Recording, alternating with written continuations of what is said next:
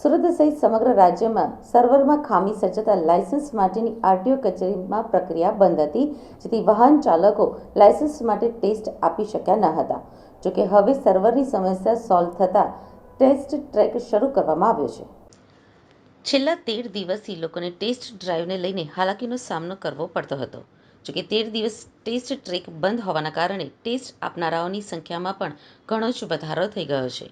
જેથી વડી કચેરીની સૂચના મળશે તો રજાના દિવસોમાં પણ આરટીઓ કચેરી શરૂ રાખવામાં આવશે તેવી તૈયારી દર્શાવવામાં આવી છે.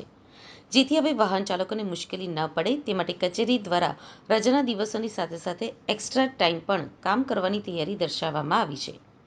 આરટીઓ કે પંચાલે કહ્યું હતું કે સોફ્ટવેરની ટેકનિકલ ખામીના કારણે આ સમસ્યા સર્જાઈ હતી. જોકે સમગ્ર પ્રશ્નનું નિરાકરણ આવતા જ 4 વ્હીલર અને 2 વ્હીલરના ટેસ્ટની કામગીરી આજથી શરૂ કરવામાં આવી છે. હાલ જે બેકલોગ છે તેનું નિરાકરણ લાવવા વડી કચેરીના આદેશ પ્રમાણે કામગીરી કરાશે. સાથે જ નોકરીએ જતા લોકો સવારે 8 વાગ્યાથી રાત્રે 8 વાગ્યા સુધી ડ્રાઇવિંગ ટેસ્ટ આપી શકશે તેવી વ્યવસ્થા ગોઠવવામાં પણ આયોજન કરવામાં આવશે. છેલ્લા 13 દિવસથી સમગ્ર રાજ્યમાં તેમજ સુરત આરટીઓ કચેરી ખાતે ડ્રાઇવિંગ ટેસ્ટ ટ્રેક સોફ્ટવેરની ટેકનિકલ ખામી સર્જાતા બંધ હતો, જે એનઆઈસીની ટેકનિકલ ટીમ દ્વારા જેનું આજે નિરાકરણ લાવતા આજ રોજ 2 વ્હીલર તેમજ 4 વ્હીલરના ટેસ્ટ રાબેતા મુજબ આજથી સુરત આરટીઓ કચેરી ખાતે શરૂ કરવામાં આવેલ છે.